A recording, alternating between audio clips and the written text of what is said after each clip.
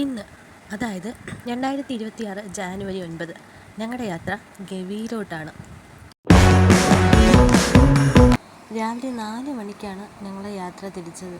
8 മണിക്ക് നമുക്ക് ആങ്ങാമൂഴി ചെക്ക് പോസ്റ്റിൽ എത്തണം. ഞങ്ങൾ ട്രിവാൻഡ്രത്തു നിന്നായതുകൊണ്ട് ട്രിവാൻഡ്രം ടു പത്തനംതിട്ട ഒരു 4 മണിക്കൂർ ഡ്രൈവ് ഉണ്ട്. അങ്ങനെ ആദ്യത്തെ റോഡ് സൈൻ ബോർഡ് കണ്ട്. ഗവിയിൽ നിന്ന് അങ്ങോട്ടേക്ക് 90 കിലോമീറ്ററാണുള്ളത്.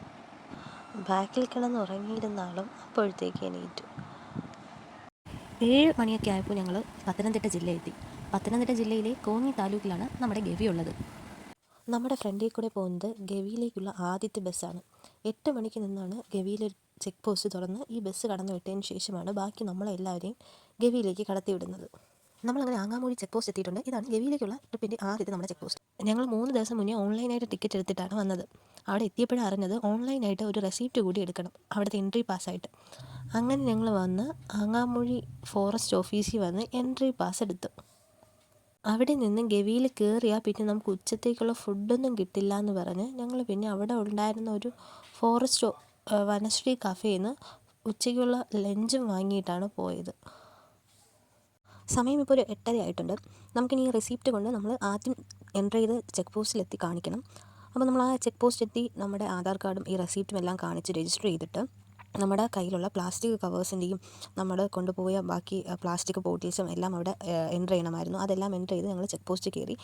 ഇനി ഇങ്ങോട്ട് കാർഡ് മാത്രം.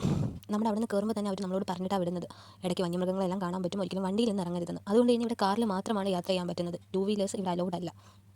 ഒരു ദിവസം 30 വണ്ടി മാത്രമേ ഇങ്ങോട്ടേക്ക് കടത്തിവിടത്തുള്ളൂ. പിന്നെയുള്ളത് നമുക്ക് KSRTC ബസ്സാണ്. KSRTC ബസ് വഴിയും പത്തനംതിട്ട ഡിപ്പോയിൽ നിന്ന് നമുക്ക് ഇങ്ങോട്ടേക്ക് വരാം. നമുക്ക് 5 ഡാം ഇന്ന് ഈ ചെക്ക് പോസ്റ്റ് കഴിയും വരെ കാണാൻ പറ്റും. ഇതാണ് നമ്മൾ കണ്ട ആദ്യത്തെ ഡാം. ഇത് വന്നിട്ട് കക്കി ഡാമാണ്. ശബരിഗിരി ഹൈഡ്രോ ഇലക്ട്രിക് പ്രോജക്റ്റിൻ്റെ ഭാഗമായിട്ടാണ് ഈ ഡാം വരുന്നത്. ഇടയ്ക്ക് ഞങ്ങൾ നിർത്തി സ്നാക്സ് എല്ലാം കഴിച്ചു. ഫസ്റ്റ് ചെക്ക് പോസ്റ്റ് കഴിഞ്ഞാൽ പിന്നെ നമുക്ക് വേറെ കടകളൊന്നും കിട്ടത്തില്ല. വെള്ളം കുടിക്കാൻ പോലും നമുക്ക് വേറെ കടകളൊന്നുമില്ല. നമുക്ക് ആവശ്യമായിട്ടുള്ള എല്ലാം നമ്മൾ കൊണ്ടുപോകാനേ നമുക്ക് പറ്റത്തുള്ളൂ. അങ്ങനെ കാടിൻ്റെ ഭംഗിയെല്ലാം ആസ്വദിച്ചാണ് നമ്മൾ പോകുന്നത്. നല്ല ക്ലൈമറ്റ് ആയിരുന്നു അന്നത്തെ ദിവസം.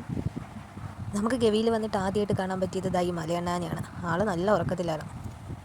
ഇത് നമ്മൾ കണ്ട അടുത്ത ഡാമാണ്. ഇത് വന്നിട്ട് മൂഴിയാർ ഡാമാണ്. പത്തനംതിട്ട ജില്ലയിൽ തന്നെയാണ് ഈ ഡാം സ്ഥിതി ചെയ്യുന്നത്.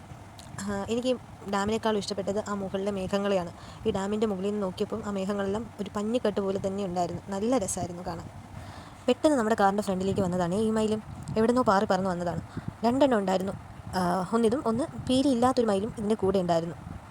ഏകദേശം ഒരു 1/2 മണിക്കൂർ ഞങ്ങളുടെ ഗവിയിൽ നമ്മൾ ഈ മയിലിൻ്റെ കൂടെയാണ് സ്പെൻഡ് ചെയ്തത്.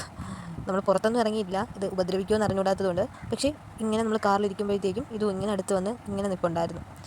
പീക്കോക്കിനെ കണ്ട സന്തോഷത്തിലാണ് താരും.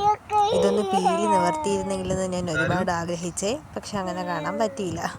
പക്ഷേ ഇത് നമ്മുടെ കൂടെ ഒരുപാട് നേരം ഉണ്ടായിരുന്നേ. ഇതിൻ്റെ കൂടെ ഉള്ളൊരു മയിലും കൂടി നമ്മൾ പിന്നെ അടുത്ത് ഫുഡ് കഴിക്കാൻ നിന്നപ്പോഴും എല്ലാം ഉണ്ടായിരുന്നേ. പിന്നെ ഞങ്ങൾ കാറൊക്കെ ഒതുക്കി ലഞ്ച് കഴിക്കാനായിട്ടിരുന്നു. ഇവിടെ റെസ്റ്റോറൻറ്റ്സോ മറ്റോ ഒന്നുമില്ല. നമുക്ക് കൈ കഴുകാനുള്ള വെള്ളം പോലും നമ്മൾ കൊണ്ടുപോകണം. നമ്മൾ നേരത്തെ കണ്ട പീക്കോക്കിൻ്റെ കൂടെ ഉണ്ടായിരുന്ന ഒരു പീക്കോക്കാണ് താരുമായിട്ടാണ് നിന്ന് കളിക്കുന്നത്.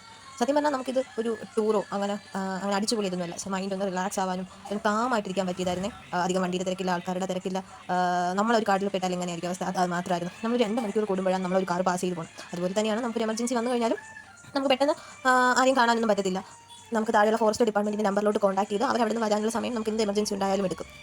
ഇത് നമ്മൾ ഫുഡ് കഴിക്കാൻ കാറ് പാർക്ക് ചെയ്തതിൻ്റെ ഓപ്പോസിറ്റ് സൈഡായിരുന്നേ. നമ്മളൊന്ന് ശ്രദ്ധിച്ചപ്പോഴാണ് മനസ്സിലായത് നമ്മൾ സംസാരിക്കുന്നതെല്ലാം എക്കോ ആയിട്ട് നമുക്ക് തിരിച്ച് കേൾക്കാൻ പറ്റുന്നുണ്ട്. അവിടെ അങ്ങനെ കുറച്ച് നേരം സ്പെൻഡ് ചെയ്ത് ഞങ്ങൾ അടുത്ത യാത്ര തുടങ്ങി. ഇത് വന്നിട്ട് നമ്മൾ കണ്ട അടുത്ത ഡാമാണ്. ഇത് കൊച്ചുപമ്പ ഡാമാണ്. നമ്മളിങ്ങനെ ഇതുവഴി പോകുമ്പോൾ നിറയെ വന്യമൃഗങ്ങളുടെ സൗണ്ട് കേൾക്കാൻ പറ്റുന്നുണ്ട്. പക്ഷേ നമുക്ക് നിർത്തി നോക്കാനുള്ള ഒരു ധൈര്യം ഇല്ലാത്തത് കൊണ്ട് നമ്മൾ നിർത്തി കാറിൽ നിന്ന് ഇറങ്ങിയിട്ടില്ല, നേരെ അങ്ങ് പോവുകയാണ്. പിന്നെ പോകുന്ന വഴി എല്ലാം ആനപ്പിണ്ടവും കാണാൻ പറ്റുന്നുണ്ട്. അപ്പോൾ എവിടെയാണ് ആനയുള്ളത് നിൽക്കുന്നതെന്ന് നമുക്ക് ഒരു ഐഡിയയുമില്ല. ഇത് വന്നിട്ട് അടുത്ത ചെക്ക് പോസ്റ്റാണ്. നമുക്ക് ഈ ഡാമിൻ്റെ അവിടെയും നമ്മുടെ ഡോക്യുമെൻറ്റ്സ് വെരിഫൈ ചെയ്യണം. ഇടയ്ക്ക് ഇങ്ങനത്തെ ഫോറസ്റ്റ് ഡിപ്പാർട്ട്മെൻറ്റിൻ്റെയും ചെക്ക് പോസ്റ്റ് ഉണ്ട്. ഇത് വന്നിട്ട് പെരിയാർ ടൈഗർ റിസർവ് ഫോറസ്റ്റ് ഓഫീസിൻ്റെ ചെക്ക് പോസ്റ്റാണ്. നമ്മൾ ഇതുവരെയും ഗവി എത്തിയിട്ടില്ല എന്നുള്ളതാണ്. ഇതൊരു ഗവി ട്രിപ്പാണെങ്കിലും ഇനിയും ഇവിടെ നിന്ന് 10 കിലോമീറ്റർ ഉണ്ട് ഗവിക്ക്. ഇത് നമ്മൾ റോഡ് സൈഡിൽ കണ്ട പന്നികളാണ്. നിറയെ ഉണ്ടായിരുന്നു പന്നികൾ. ഇപ്പോഴാണ് നമ്മൾ ഗവി എത്തുന്നത്. രാവിലെ 8:30 ആങ്ങാമൂഴി ചെക്ക് പോസ്റ്റ് കയറിയിട്ട് നമ്മൾ 3:30 ആയപ്പോഴത്തേക്കാണ് ഗവിയിലെത്തുന്നത്. ഞാൻ ഈ വന്ന വഴി എല്ലാം കാണാൻ പറ്റണേ എന്ന് ആഗ്രഹിച്ച ഒരു ഐറ്റമാണ് ആന. പക്ഷേ നമുക്ക് ലാസ്റ്റ് നിമിഷമാണ് കാണാൻ പറ്റിയത്. കാണാൻ പറ്റിയപ്പോൾ 4 എണ്ണത്തിന് കാണാൻ പറ്റി.